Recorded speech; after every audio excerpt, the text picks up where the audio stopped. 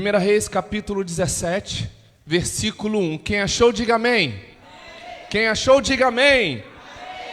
Que diz assim: Então Elias, o tisbita, dos moradores de Gileade, disse a Acabe: Vive o Senhor Deus de Israel, perante cuja face estou, que nestes anos nem orvalho, nem chuva haverá, segundo a minha palavra.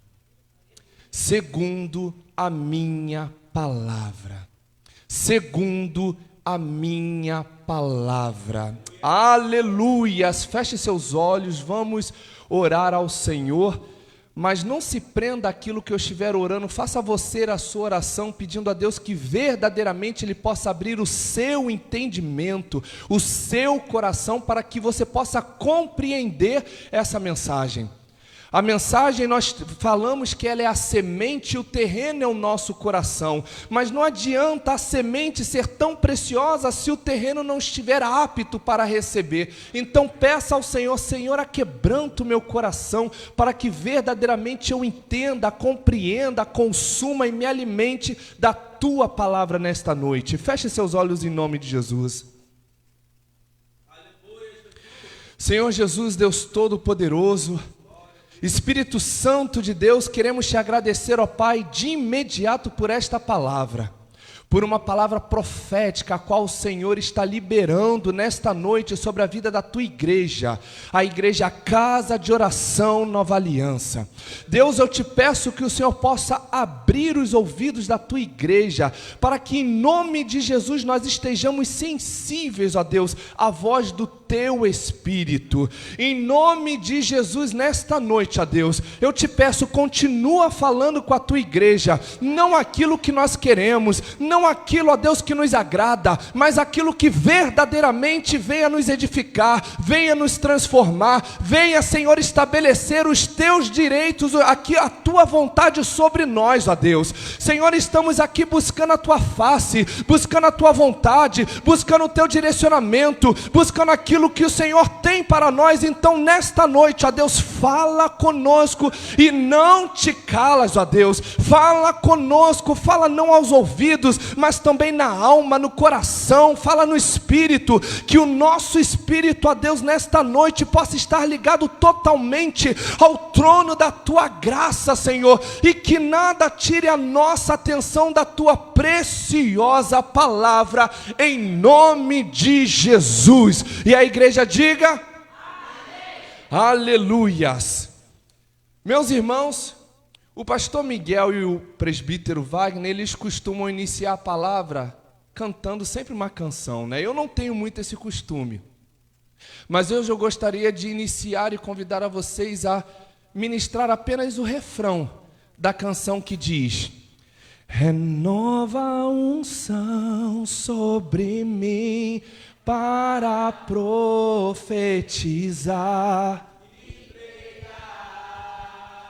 a libertação e o meu poder pra curar, as cadeias quebrar, com agir e fluir. Renova, renova, renova a unção sobre mim para profetizar a libertação e o meu poder para curar as cadeias quebrar. Aleluias. Glória a Deus. Hoje é o dia que o Senhor reservou para renovar a unção sobre nossas vidas. Hoje é o dia que o Senhor reservou. Você veio aqui, não sei por qual perspectiva, mas os céus já estão respondendo, dizendo: hoje eu não vou liberar sobre você nem prata e nem ouro. Eu vou liberar sobre você uma unção dobrada, uma unção renovada, uma unção transformadora, a unção que quebra todo jugo. É essa unção que eu quero liberar sobre a sua vida. Talvez você tenha vindo pedir uma porta aberta, pode pedir que Ele vai liberar. Talvez você possa ter vindo aqui para pedir cura, pode pedir que Ele vai liberar. Mas sobretudo, Ele quer liberar uma unção diferenciada sobre a minha e sobre a sua vida, em nome de Jesus. Aleluia, aleluia. Meus irmãos, falar sobre a atuação profética, sem falar sobre os profetas, é quase impossível, porque o exercício profético, para que ele efetivamente tenha um efeito, é necessário que haja um profeta e é necessário que haja o Deus, porque o profeta, ele só recebe a profecia de Deus. Então, se não houver Deus, se não houver profeta, não há profecia, não é verdade? A Bíblia, de Gênesis a Apocalipse, inclusive no Novo Testamento, vem falando sobre diversos profetas. Profeta novo, profeta velho, profeta cego, profetas que, assim como Elias, pediram que o fogo caísse do céu e o fogo caiu. Profetas que foram usados para abrir o mar vermelho, para ressuscitar, para multiplicar. E hoje nós vamos aprender um pouquinho sobre o exercício profético na vida de Elias. Elias foi e é um dos profetas de grande notoriedade no cenário bíblico. Elias foi aquele que, a partir de 2 Reis, 2 Reis 2, ele foi uma grande referência para o seu pupilo, Eliseu. Pastor Miguel já pregou isso aqui numa quarta-feira, falando sobre o arrebatamento de Elias, e Elias, sabendo que estava prestes a ser arrebatado, ele pergunta para Eliseu: o que tu queres que eu te faça? E Eliseu então pede uma porção dobrada do espírito que estava sobre Elias. E diante dessa palavra eu queria desconfigurar um pouco o que muitas pessoas acreditam, que é pregar dizendo que Elias liberou sobre Eliseu uma porção dobrada daquilo que estava sobre ele. Não, quem liberou sobre Eliseu foi Deus. Elias, na verdade, foi o porta-voz. Elias, na verdade, foi o intercessor. Quando Elias vira para Eliseu e diz: Eliseu, me diz o que você quer que eu te faça, o que você quer que eu fale, é porque Elias sabia que dentro de alguns instantes ele estaria tete a tete, face a face com o Pai. Então ele poderia interceder por Eliseu a Deus. Então ele diz: Eliseu, o que você quer que eu te faça? E esse cenário a gente vê se repetindo na trajetória do próprio Eliseu. Quando Eliseu, lá em 2 Reis 4, no versículo 13, ele chama a sunamita e diz: Sunamita, o que você quer que eu te faça? Porque você me recebeu na sua casa, conjecturando para que vocês entendam. Você fez um quarto, me acomodou, e eu gostaria de retribuir, eu gostaria de fazer um favor por você. Eu tenho acesso ao rei, eu tenho acesso ao general, então tudo aquilo que você me pedir, eu vou poder levar ao rei. Então veja que tanto Elias quanto Eliseu estavam exercendo aqui eles estavam sendo aqui um intercessor. Eles estavam aqui intercedendo na posição de intercessor. Eles estavam dizendo: você não pode, mas eu posso. Você não consegue chegar lá, mas eu consigo chegar. E isso já apontava para Jesus. Tanto Elias quanto Eliseu, nesta posição, eles estavam exercendo o cenário de intercessor. E hoje o nosso maior intercessor é Jesus. Jesus de Nazaré. Lá em Romanos 8:34 diz: quem nos condenará? Foi Cristo que morreu, e mais, quem ressuscitou está à direita de Deus e também intercede por nós. Certa vez o próprio Senhor Jesus falou para um cego: o que tu queres que eu te faça? E nesta noite o Senhor também está falando para mim e para vocês: o que tu queres que eu te faça? O que tu queres que eu te faça? O que tu queres que eu te faça? Independente do problema, independente da situação, ainda que haja um cenário de impossibilidade, Deus está falando: o que tu queres que eu te faça? Porque eu estou juntamente com o Pai, à destra, à direita do Pai. Então tudo aquilo que você colocar nas minhas mãos, eu vou levar para Ele. Aleluias! Um outro cenário que eu queria desconfigurar sobre essa passagem do arrebatamento de Elias, abençoando Eliseu, é que muitas pessoas no neopentecostalismo, eles pregam a questão da transferência de unção, alegando que Elias transferiu a sua unção para Eliseu.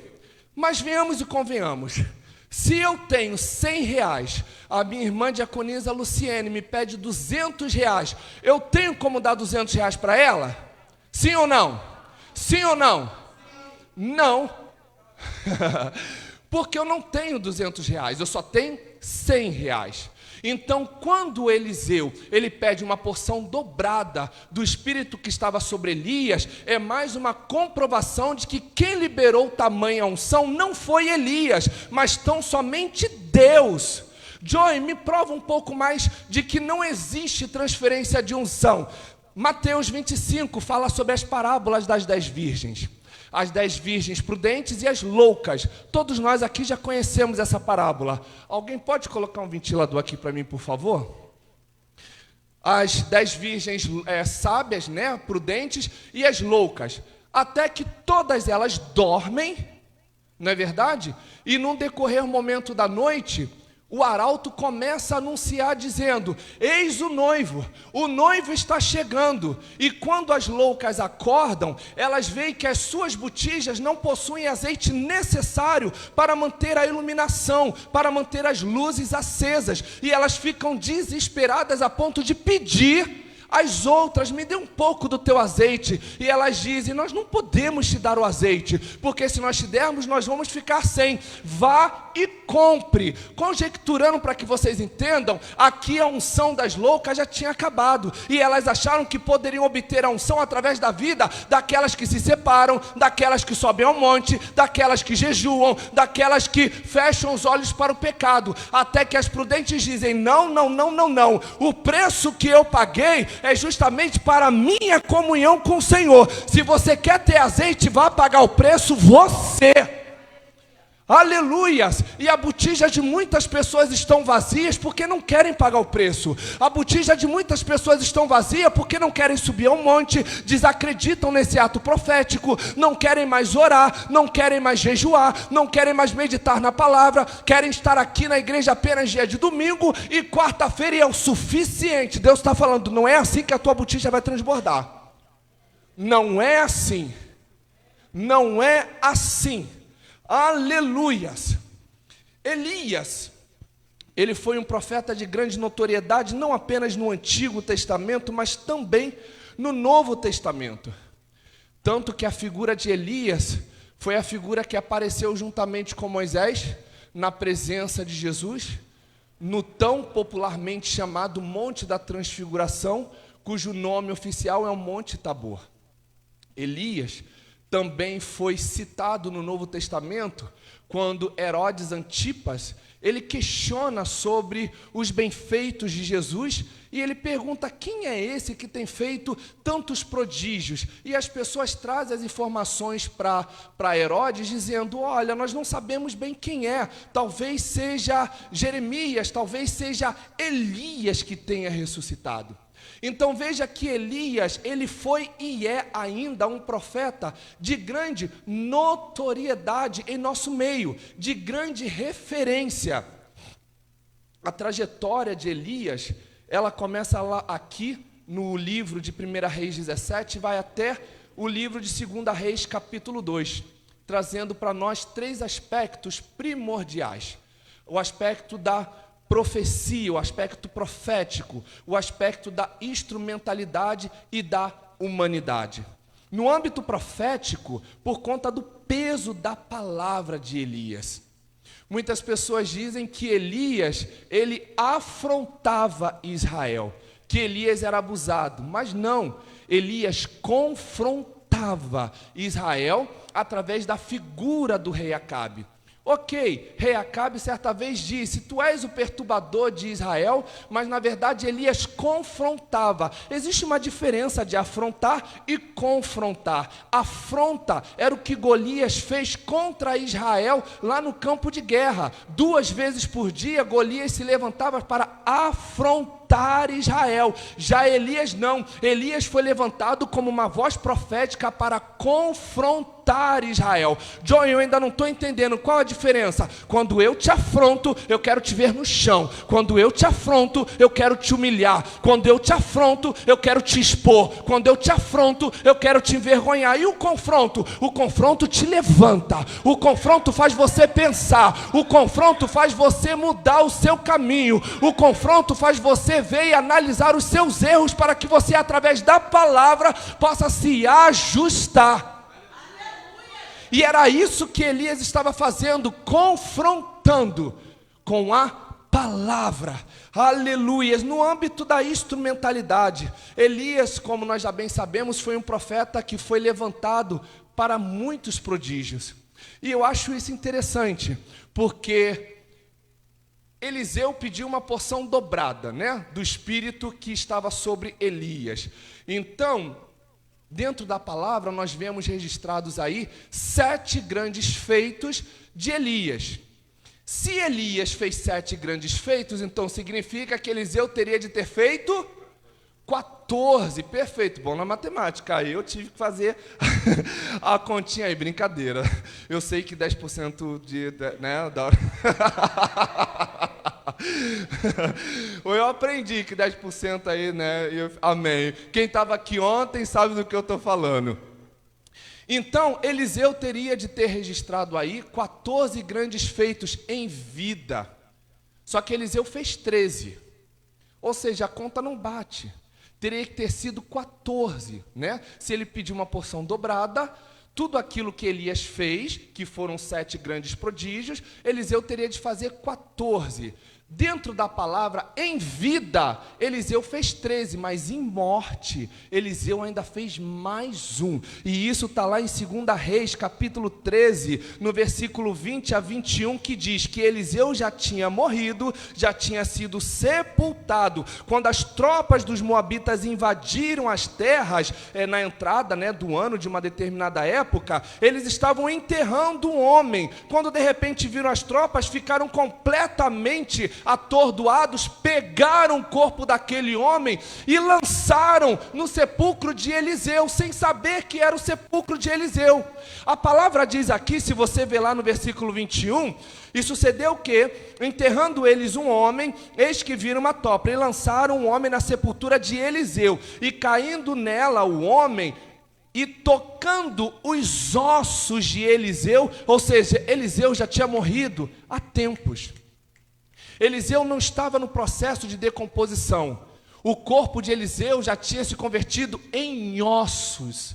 Mas quando aquele homem, mesmo morto por engano, é jogado na sepultura de Eliseu, a unção que ainda estava sobre Eliseu foi capaz de ressuscitar aquele homem. Isso aponta para legado. Eliseu não estava mais ali, mas o legado que ele tinha deixado era um legado de unção. Deus está me confrontando, Deus está confrontando a você. Que tipo de legado você tem deixado quando você não está mais presente?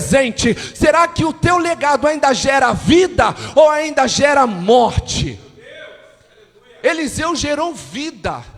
Eliseu não estava nem vivo. Eliseu já estava morto. O seu corpo já tinha se decomposto, já era osso. Mas quando joga um corpo, que o corpo toca nos ossos, a unção se manifesta de tamanha maneira que aquele homem ressuscitou. Aquele homem ressuscitou. Aleluias, pelo poder da unção. Pelo poder da unção. No âmbito da humanidade, porque nós já bem sabemos que Elias era homem. Elias, certa vez, ele se assustou, temeu, por uma mensagem de Jezabel e chegou a pedir a morte. No livro de Tiago, capítulo 5, versículo 17, Tiago também faz menção a Elias e ele diz: Elias era humano como nós. Ele orou fervorosamente para que não chovesse, e não choveu sobre a terra durante 3 anos e meio.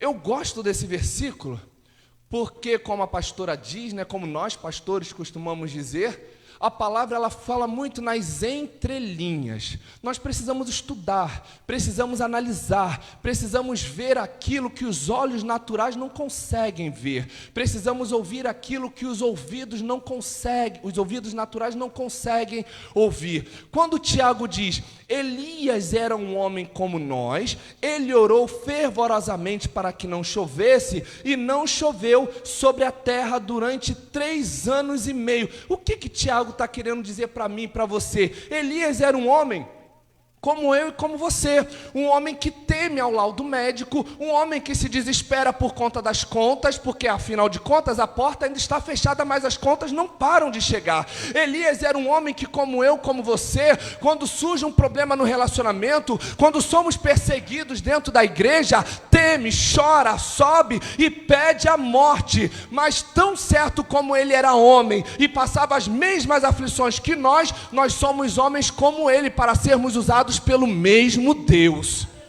Então, da mesma forma que Elias era homem, nós somos. Da mesma forma que Elias era um instrumento, nós também podemos ser instrumentos vivos na mão de Deus, uma voz profética ainda nessa terra.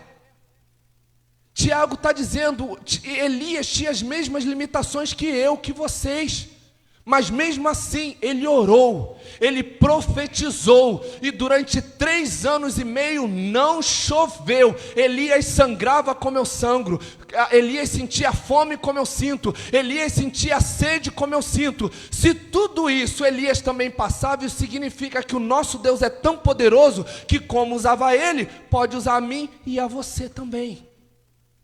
Nós achamos que Deus só usa o pastor, que Deus só usa o presbítero, o diácono. Não, Deus usa a todos que estejam disponíveis, a todos que reconheçam a soberania do nosso poderoso Deus. Amém? No versículo então oficial da palavra que nós lemos, 1 Reis 17:1, na primeira parte diz assim: Então Elias, o tisbita dos moradores de Gileade, disse a Acabe. Quando a palavra diz que Elias, o tisbita, aqui a palavra está falando sobre a geografia da qual Elias vem, Tisbe ou Tisber é uma região que geograficamente a gente não consegue encontrar aqui nos mapas, não tem como encontrar, mas nós sabemos que fica na região de Gileade. E ele fala, diz que Elias está à frente de Acabe. Ora, Acabe era rei, Acabe estava no palácio. Elias veio de Tisbe, uma terra desconhecida. E do nada, Elias aparece na frente do rei, no palácio. Elias vem de uma terra de Zé Ninguém. Elias vem numa terra onde sequer está registrado geograficamente no mapa. Mas do nada Deus tira ele e coloca de frente para o rei no palácio. Deus está falando para algumas pessoas: apenas se prepare, porque do dia para a noite, de uma hora para outra, eu vou tirar de você de cenários desconhecidos e vou colocar você em cenários favoráveis. Você só precisa estar preparado. Prepare-se. E essa é uma palavra que eu trago para os pregadores, essa é uma palavra que eu trago para quem almeja ministrar o louvor. Prepare-se. Até para quem deseja ser intercessor, prepare-se, porque a oportunidade vai chegar. Nós não sabemos o dia nem a hora, mas vai chegar. Então prepare-se, porque Deus vai te tirar do anonimato e vai te colocar em lugares favoráveis. Aleluias. E ele segue dizendo: vive o Senhor Deus de Israel, perante cuja face estou. Vive o Senhor Deus de Israel, perante cuja face estou. Para os que talvez não saibam, o rei Acabe, ele casou com Jezabel. Jezabel, filha de Etibaal. Etibaal, esse nome significa consagrado a Baal. Então, se Etibaal era consagrado a Baal e ele era pai de Jezabel, então tudo aquilo que vinha dele, de igual modo, era consagrado a Baal, assim como a sua filha. Então Acabe faz uma aliança com Etibaal através do casamento de sua filha, mal sabendo ele que Jezabel iria introduzir a cultura pagã, os ídolos pagãos em Israel. E com o tempo isso foi entristecendo o coração de Deus. Com o tempo isso foi gerando o que nós dizemos de adultério. Quando a gente fala de adultério a nível nação, é porque a nação na verdade está deixando de adorar a Deus para adorar outros deuses. Amém, irmãos? Então, quando Elias se levanta e diz: vive o Senhor Deus de Israel, perante cuja face estou, Elias está dizendo: por mais que vocês estejam adorando a Baal, mas Israel ainda tem dono, e o dono de Israel vive, o dono de Israel está vivo. Elias, qual a comprovação? A comprovação é que eu estou na presença dele. Eu não estive e não estarei, eu estou na presença dele, do Senhor de Israel. Aleluias, glória ao nome do Senhor Jesus. Quando Elias ele fala que Deus é o Senhor de Israel, é porque eles estavam adorando a Baal, e Baal era conhecido como a divindade, né? A entidade, melhor dizendo, porque divindade somente Deus, a entidade que gerava a fertilidade, né? Ou seja, tudo aquilo que frutificava, os gados que se multiplicavam, as plantações, quando eles tinham uma boa colheita, um bom retorno, a glória era para Baal. Até que Elias levanta e diz: vive o Senhor Deus de Israel, perante cuja face estou. Era Elias dizendo: vocês estão dando glória para Baal, mas quem está trazendo a provisão ainda continua sendo Deus, porque Baal não tem poder. Baal é um Deus de farsa, de mentira. Tanto que no próximo capítulo, como vocês já bem sabem, Elias desafia os profetas de Baal a um grande combate no Monte Carmelo, para provar quem verdadeiramente era o Deus de Israel. Aleluias! Dando sequência, no versículo diz assim: que nestes anos, nem orvalho, nem chuva haverá, segundo a minha palavra. Que nestes anos nem orvalho nem chuva haverá, segundo a minha palavra. Esse versículo ele estava muito poético, estava muito bom até aqui. Porque quando Elias diz segundo a minha palavra, isso traz um peso, uma responsabilidade muito grande sobre ele, e sobre a minha e sobre a sua vida, se algum dia você desejar profetizar. Quando Elias diz, segundo a minha palavra, Elias está batendo no peito e está dizendo: eu tenho moral para liberar uma palavra aqui e os céus responderem de lá. Elias está dizendo: eu tenho uma intimidade tão grande com Deus, eu tenho uma vivência tão grande com Deus, eu ando tão constantemente com Deus, que eu sei da vontade dEle, e Ele sabe do meu desejo. Então quando eu libero uma palavra aqui, os céus respondem lá. Ele está dizendo sobre a minha palavra. Ele não diz segundo a palavra do Senhor, ele está dizendo segundo a minha palavra. É ter muita moral, uma moral que eu confesso que eu não tenho. Por quê? Porque muitos de nós, muitas das vezes, deixamos de profetizar por algumas limitações nossas.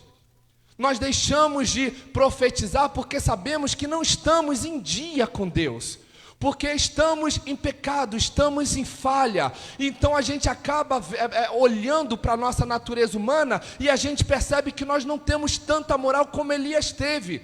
É muita moral bater no peito e dizer segundo a minha palavra. Tem que estar muito no azeite, tem que estar muito centrado na palavra, na vontade de Deus. Certa vez Paulo também disse em 1 Coríntios 11:1: sejam meus imitadores como eu sou de Cristo. Paulo está batendo no peito e está dizendo: podem me imitar, porque eu garanto, eu imito a ele. A minha fala é a fala dele, o meu andar é o andar dele, as minhas decisões são as decisões dele. Será que alguém aqui teria a capacidade de imitar o Joey? Não me imita não, porque eu ainda não estou nesse patamar. E eu acredito que hoje aqui nenhum de nós talvez estejamos. Mas é um desafio constante para mim e para vocês, nos tornarmos cada vez mais parecidos com Cristo, andando como Cristo andou, falando como Cristo falou, tratando os irmãos como Cristo tratou, com amor, com carinho, com compreensão, com perdão, com abraço, não apenas abraços falsos ou beijos falsos, não, mas com verdade. Será que o pastor Joey é imitador de Cristo a ponto de vocês quererem imitar o pastor Joey? Não, não sou. Quero ser, mas não sou. Será que o pastor Joey tem as decisões como Cristo tinha? Não, não tenho. Queria ter, mas não tenho. Será que o pastor Joey trata os irmãos como Cristo tratou? Não, não trato. Gostaria de tratar, mas não trato. E eu não falo isso me justificando pelo que Paulo certa vez disse, que o bem que eu quero fazer eu não faço, e aquilo que eu não faço, o mal que eu não quero fazer, esse sim eu faço. Não estou me justificando não, mas é a realidade.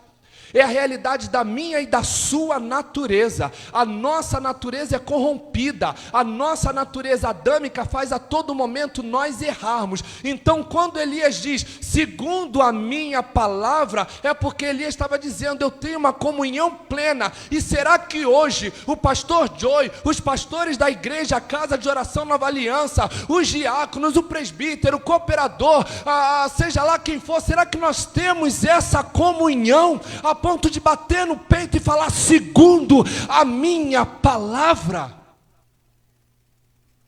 Eu não estou aqui para afrontar ninguém, eu estou aqui para confrontar. E quando eu estudei para essa palavra, eu me envergonhei. Eu me envergonhei como nosso cooperador Washington, o nosso cooperador Wallace mencionaram nas últimas quartas-feiras. Quando a gente prega, a gente entra, quando a gente está estudando, a gente entra numa atmosfera que de fato a gente vê, a gente ouve, a gente realmente passa para um outro cenário. E eu consegui ouvir a voz de Deus realmente falando, será que você é parecido com meu filho, pastor Joey, que morreu na cruz? Será que você tem essa moral para levantar a voz e profetizar e dizer segundo a minha palavra? Será que você tem tanta moral assim comigo? Será que você é como Elias? Será que você é como Moisés, que falava face a face comigo? Será que o teu pecado não tem deixado gerar uma muralha entre você e eu não, Joey? É esse o tipo de confronto que eu recebi. Esse é o tipo de confronto que durante semanas e semanas, até porque essa palavra não era para ter sido ministrada hoje, não é não? Eu já tinha falado com o cooperador Washington, essa palavra na verdade era para ter sido ministrada no dia do aniversário do diácono Mauro, só que teve aquela grande chuva, eu não pude estar. Depois eu ministraria num domingo, mas por outras circunstâncias eu não pude ministrar. Só que nesse período eu estou sendo ministrado. Durante todo esse período eu estou sendo, levando uma surra, pode-se dizer assim. Então eu entendo que hoje fez parte realmente de um propósito. Não era para eu ter pregado na terça, não era para eu ter pregado no domingo, era para eu ter pregado hoje. Não por vocês, mas por mim. Deus queria tratar a mim, Deus queria me mostrar, Deus queria que eu caísse na minha consciência, que eu visse que realmente eu preciso comer muito angu para bater no peito e dizer, segundo a minha palavra. Existe muita coisa que precisa mudar em mim. Existe muita coisa que precisa mudar em vocês. Mas nós temos um Deus misericordioso. Nós temos um Deus gracioso. Nós temos um Deus perdoador. Nós temos um Deus que nos trata com amor. Doeu, mas Deus está curando, Deus está sarando, Deus está tratando, para justamente renovar a unção sobre as nossas vidas, a ponto de nós liberarmos a palavra e dizermos: segundo a minha palavra. Segundo a minha palavra. Aleluias. Eu gostaria que os irmãos recebessem essa palavra com muita verdade, que consumissem verdadeiramente essa palavra, que se entendessem, se enxergassem, que nenhum de nós aqui somos melhores do que os outros, não somos. Nós aqui dependemos uns dos outros. E eu não falo isso só porque eu estou com o microfone na mão, não. Eu falo isso por experiência própria, eu tenho realmente vivido essa palavra. Muitas das vezes existem discordâncias entre algumas partes, mas nem por isso eu deixo de pegar na mão do meu irmão em prol da obra. Porque não é por mim, não é por fulano, não é por Beltrano, é por Cristo. É por Cristo.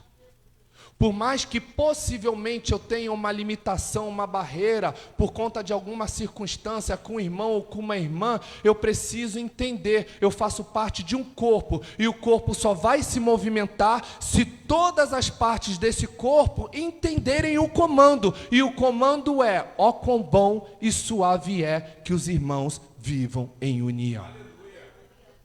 Então hoje eu gostaria de profetizar sobre a sua vida.